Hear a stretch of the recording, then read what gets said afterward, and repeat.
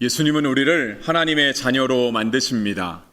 오늘 설교 제목이 그러한 의미를 담고 있습니다. 그러니까 이 사람도 아브라함의 자손이미로다 라고 하는 말씀은 하나님께서 이 사람도 하나님의 자녀로 부르셨다라고 하는 뜻입니다. 이스라엘 백성은 지금이나 예전이나 자신들의 조상이 아브라함이라고 생각을 합니다. 그리고 아브라함의 조상인 그런 이스라엘 백성들은 또 자신들만이 하나님의 선택된 백성이다, 하나님의 선민이다 라고 하는 생각도 가지고 있습니다. 그런데 오늘 주님께서 삭개오를 찾아가셔서 이 사람도 아브라함의 자손이미로다 라고 하셨습니다. 그러니까 이제 삭개오도 예전의 모습과는 상관없이 하나님의 사람, 하나님의 자녀가 되었다고 예수님께서 말씀해 주신 겁니다. 오늘 예배 자리에 나오신 여러분들도 하나님의 자녀인 줄을 믿습니다. 하나님이 다 그렇게 부르셨죠. 행여나 아직 우리의 마음 가운데 확신이 없는 분 있으시다고 한다면 오늘 예배를 드리며 또 하나님의 말씀 가운데 하나님의 자녀가 되는 놀라운 은혜가 있게 되기를 간절히 바랍니다. 오늘 본문은 삭개오에 대한 이야기입니다. 우리가 어려서부터 많이 들어왔고요. 비록 어렸을 때 신앙생활 해보지 않으셨던 분들도 아마 한두 번은 들어보셨을 만한 그러한 이야기입니다. 오늘 본문은 삭개오를요, 세리장이요 부자라고 소개하고 있습니다. 세리장이라고 했으니 분명 세상에서의 권세도 좀 있었던 것 같습니다. 그리고 부자라고 했으니 재물도 있었던 것 같고요. 우리는 흔히 생각하기를 세상에서 권세가 있고 재물이 있으면 불가능한 것이 없다라고 생각하는 경향이 있습니다. 그런데 그런 삭개오에게도 한 가지 맘대로 되지 않는 거가 있었습니다. 그것은 무엇이냐면 예수님을 보는 것이었습니다. 오늘 3절은요, 그가 예수께서 어떠한 사람인가 하여 보고자 하되 키가 작고 사람이 많아 할 수 없어. 그러니까 그의 마음 가운데 예수님이 누구신가 보고 싶은 마음은 있었습니다. 그런데 그가 그것만큼은 안 되더라 하는 거예요. 근데 그 이유를 3절 하반절은 뭐라고 얘기하냐면 먼저 그가 키가 작았다라고 얘기를 합니다. 그리고 많은 사람들이 예수님 주변에 있었다입니다. 우리가 알고 있는 것처럼 예수님은 늘 주변에 많은 사람이 있었습니다. 예수님의 12제자도 있었고요.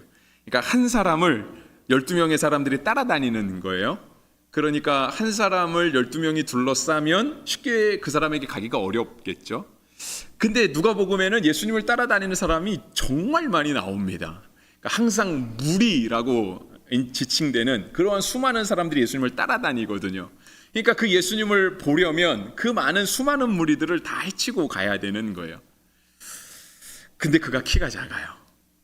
그러니까 더 불편한 거죠. 그러니까 그나마 저는 지금 여러분들이 보시기에는 계단 그래도 한 4칸 정도 올라와 있지 않습니까?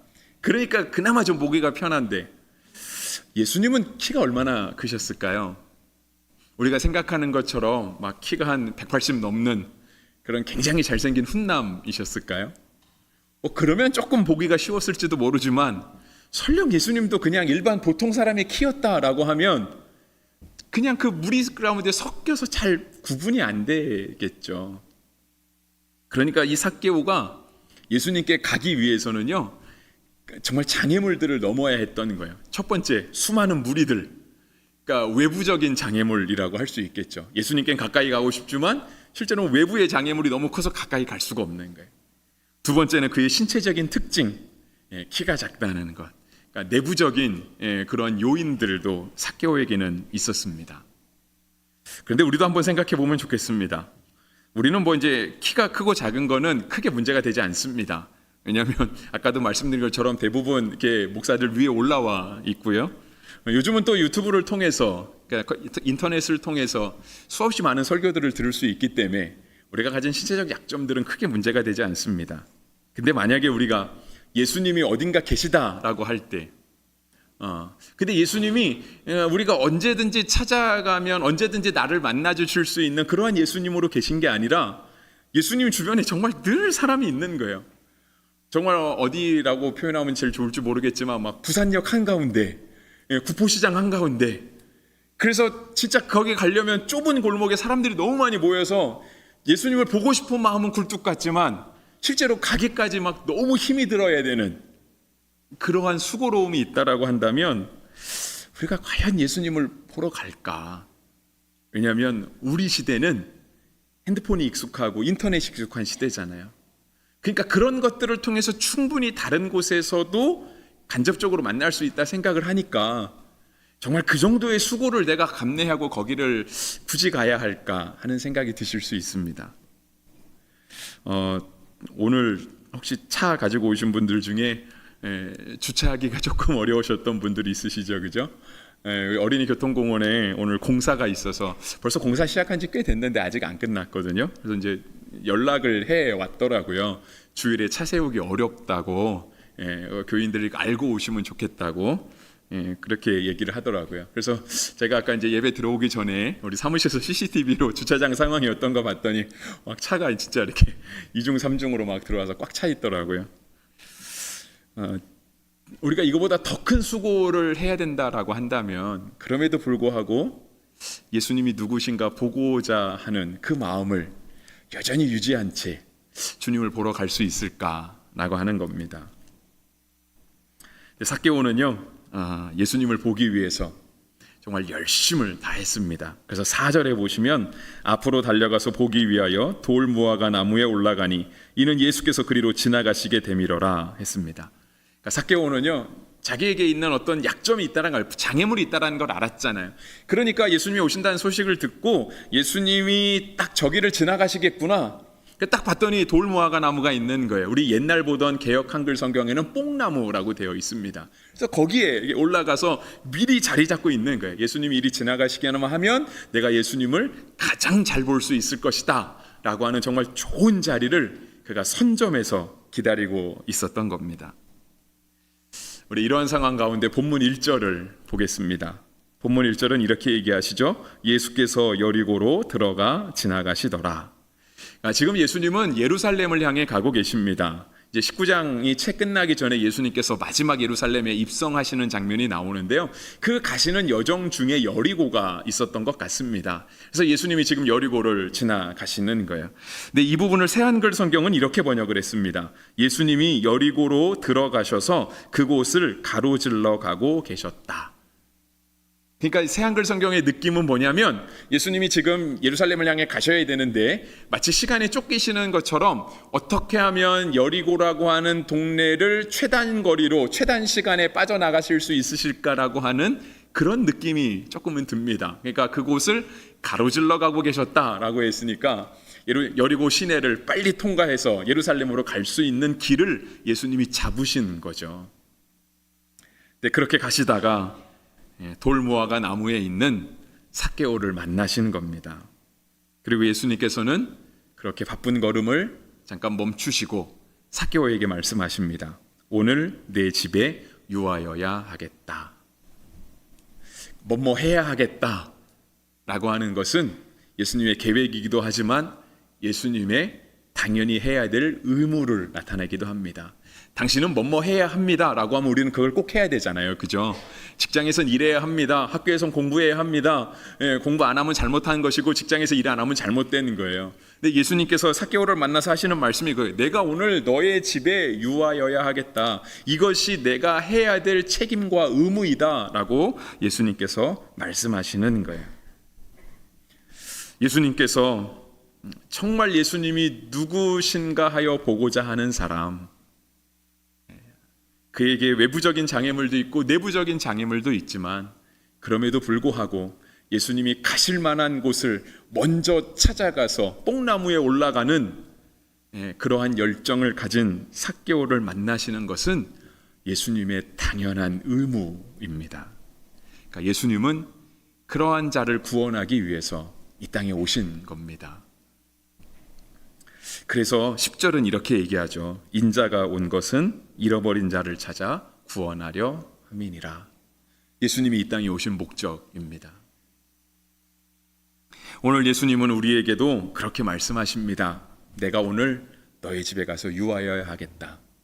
예수님이 오늘 우리의 심령에 찾아와서 말씀하시는 거예요. 내가 오늘 너와 함께 살아야 되겠다. 예수님이 우리의 삶 가운데, 우리의 가정 가운데, 우리의 일터 가운데, 우리의 자녀들에게 우리가 앞으로 세워놓은 모든 계획과 소망 가운데 주님이 말씀하시는 거예요. 내가 거기 꼭 있어야 되겠다. 다시 말하면 우리가 세워놓은 계획과 우리가 살아가는 모든 삶의 자리에 예수님의 자리를 마련해 드려야 된다라고 하는 것입니다. 주님이 이렇게 잃어버린 자를 찾아오실 때, 우리의 삶을 찾아오실 때 우리에게 삭개오와 같은 열정이 있게 되기를 바랍니다. 설령 우리에게는 비교해봐서 삭개오 같은 열정이 없을 수도 있습니다. 하지만 주님이 우리를 찾아오시잖아요. 주님이 사람이 되셨잖아요. 주님이 지금 예루살렘을 향해 가고 계시잖아요. 그렇게 찾아오시는 주님이 우리가 삭개오만큼 준비가 되지 않았다 할지라도 우리의 삶에 찾아오시는 놀라운 은혜가 있게 되기를 주의 이름으로 간절히 축복합니다. 예수님께서 이렇게 삭개오의 집에 들어가셨습니다. 책임감을 가지고, 당위성을 가지고 삭개오의 집에 들어가셨습니다. 그랬더니 이제 주변의 사람들이 이제 수군거리기 시작했습니다. 그 말이 7절에 기록되어 있는데요. 저가 죄인의 집에 유하러 들어갔도다 했습니다. 삭개오는 세리장이라고 했죠.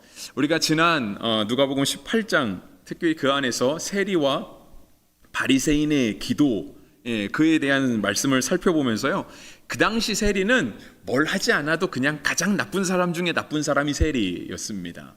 왜냐하면 이스라엘 백성들의 세금을 걷어서 로마 제국에 갖다 바치는 사람이었기 때문에 민족의 배신자처럼 여겨졌고요. 그들이 그나마 맡은 바 일을 정직하게라도 했으면 상관이 없는데 그들은 백성들에게 걷어야 될 세금을 필요 이상으로 많이 걷어서, 자기 스스로는 할 방법이 없으니 제국의 힘을 빌려서 자신의 부를 취하는 그러한 사람들이었습니다. 그래서 제가 그때 말씀드릴 때 우리 입장으로 한다면 마치 친일파와 같은 사람이다 라고 그렇게 제가 말씀을 드렸습니다. 근데 우리가 한번 생각해 보겠습니다.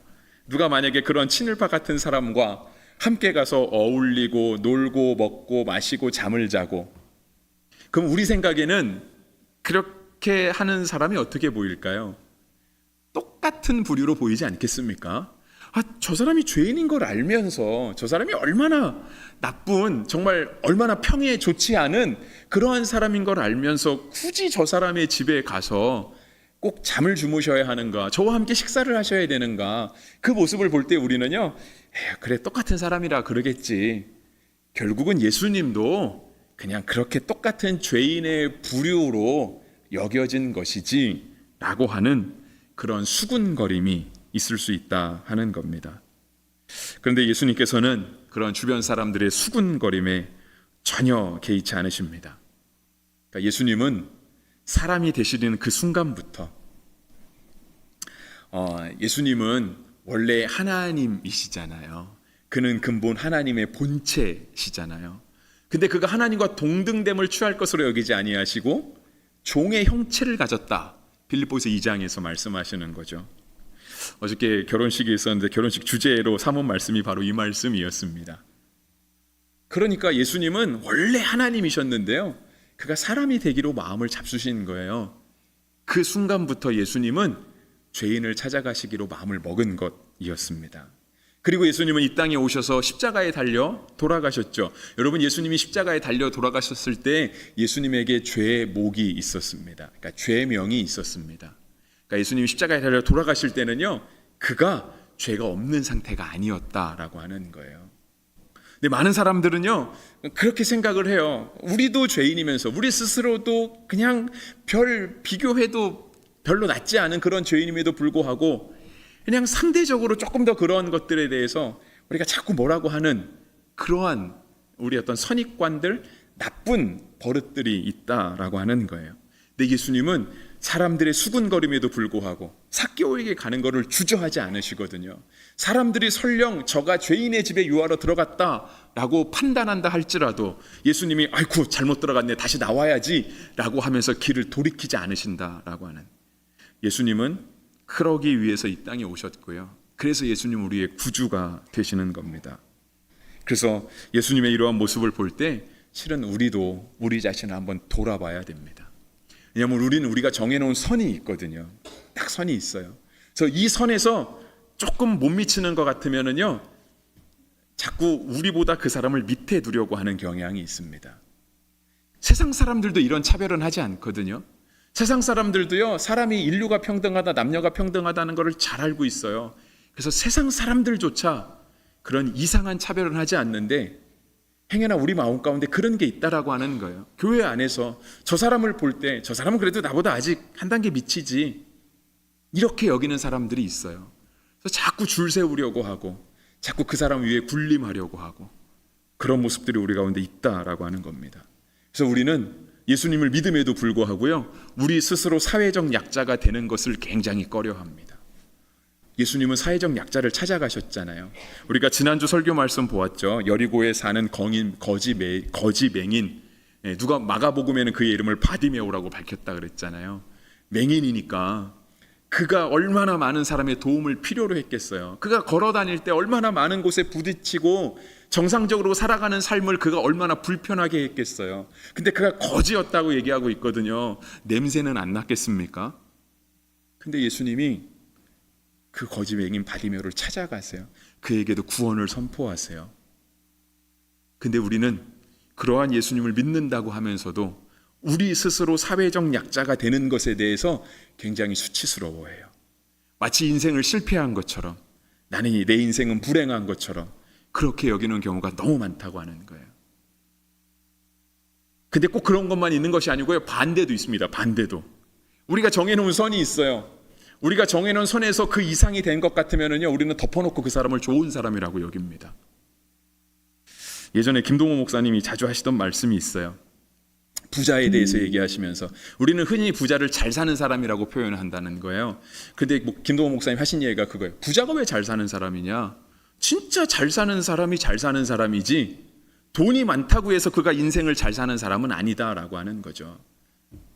여러분, 가난한 사람 중에도 인생 잘 사는 사람 많습니다. 여러분, 심지어 예수 안 믿는 사람들 중에도요, 인생 잘 사는 사람 많아요.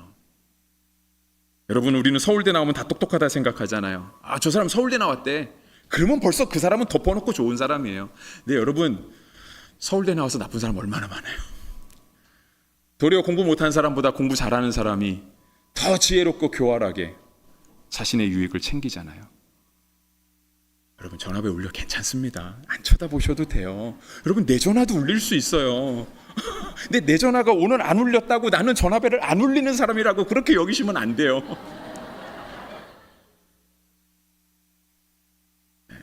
우리가 정해놓은 선이 있다는 거예요. 그걸 잘 넘지를 못해요. 예수님은 그렇게 안 사셨는데 우리가 정해놓은 선에서 그거보다 나은 것 같으면 무조건 좋은 사람이라고 막 남이 시키지 않아도 과분하게 잘해주고, 우리가 정해놓은 손에 밑에 있으면 어떻게든 자기가 그 위에 올라가려고 하고, 분명한 죄입니다. 누가복음 4장 18절, 19절, 21절에서는 예수님이 이 땅에 오신 목적을 이렇게 말씀합니다. 주의 성령이 내게 임하셨으니 이는 가난한 자에게 복음을 전하게 하시려고 내게 기름을 부으시고 나를 보내사 포로된 자에게 자유를, 눈먼 자에게 다시 보게 함을 전파하며 눌린 자를 자유롭게 하고 주의 은혜의 해를 전파하게 하려 하심이라. 이에 예수께서 그들에게 이르시되 이 글이 오늘 너희 귀에 응하였느니라 하시니, 예수님이 오신 목적은 그거예요. 포로된 자에게 자유를, 눈먼 자에게 다시 보게 함을, 눌린 자를 자유롭게 하고 주의 은혜의 해를 전파하게 하려 합니다.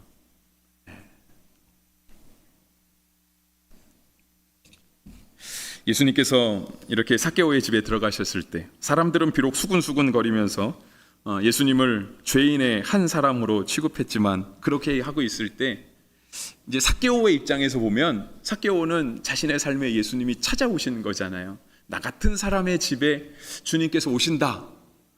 그래서 삭개오는요, 예수님을 만나고 나서 결심을 합니다.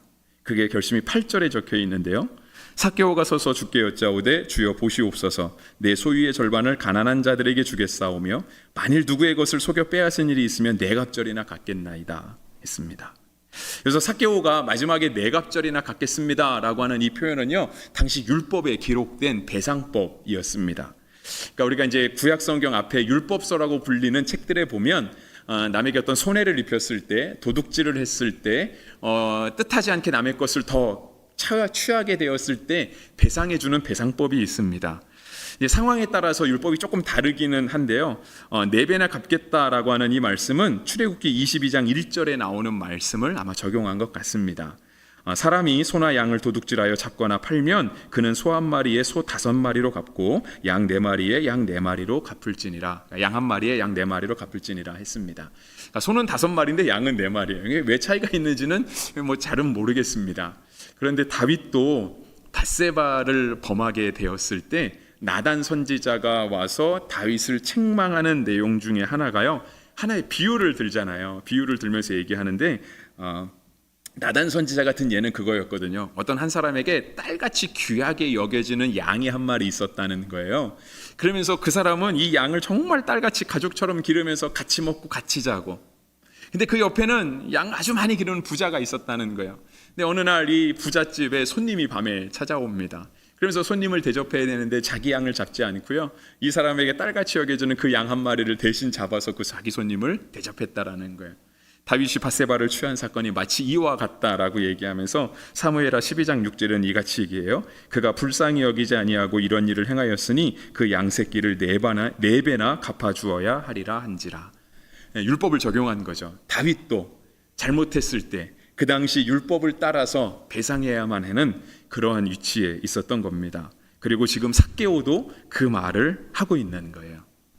삭개오가 예수님을 만나고 나서 그의 삶에 변화가 찾아오기 시작한 거예요. 어떤 변화일까요? 말씀대로 살아야 되겠다라는 변화.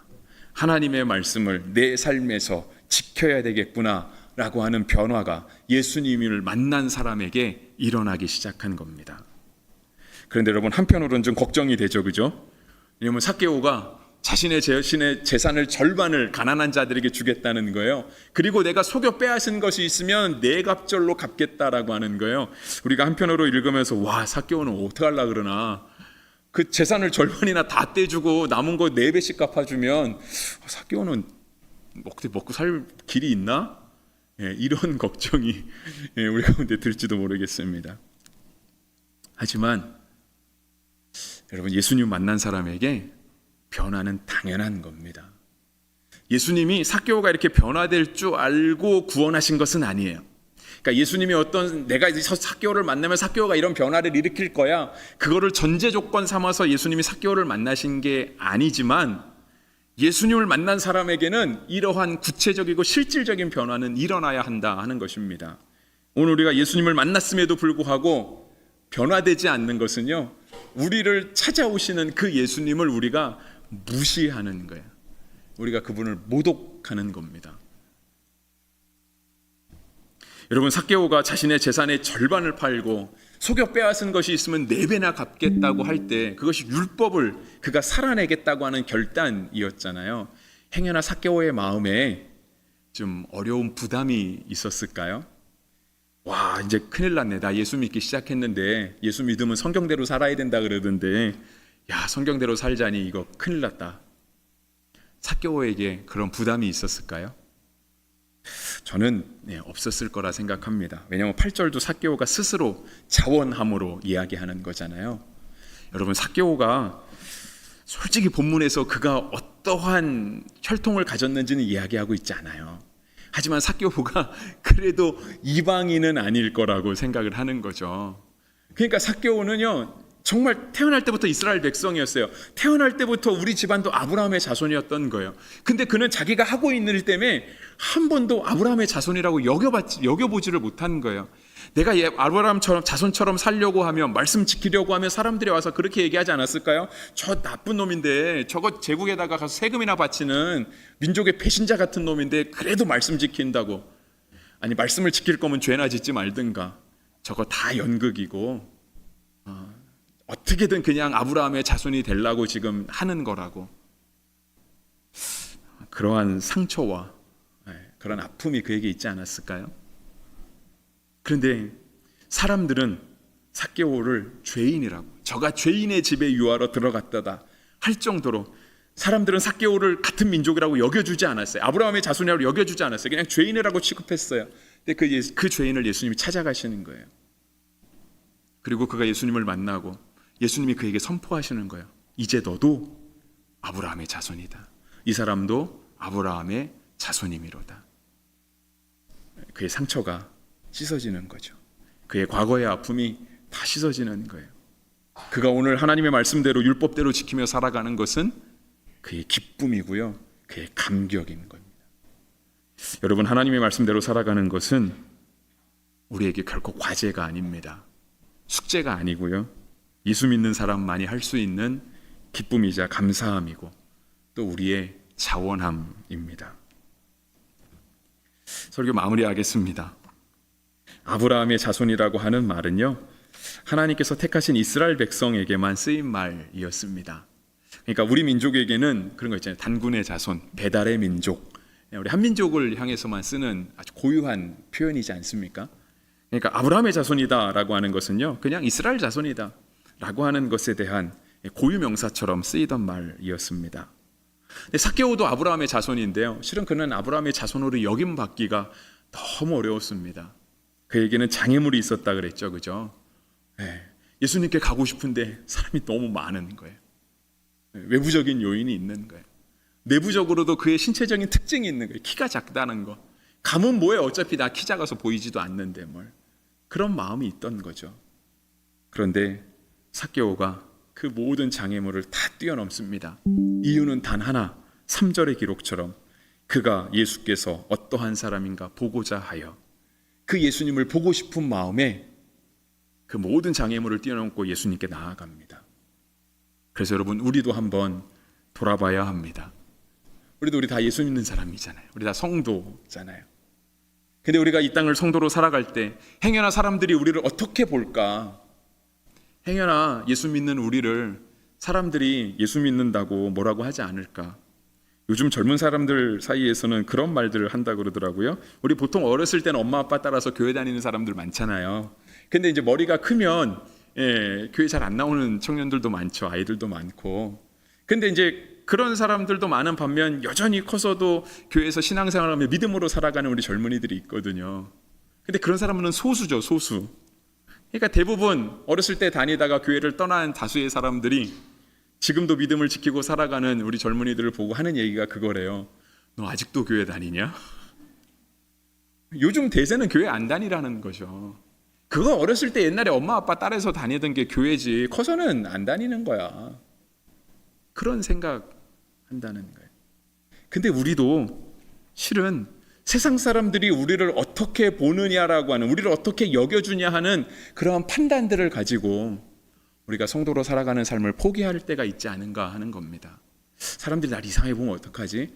나 11조 낸다고, 나 주일날 교회 간다고, 나 휴가 때도 교회 가고, 남들이 원치 않는 헌신도 하고 봉사도 하고, 그런다고 날 이상하게 보면 어떡하지?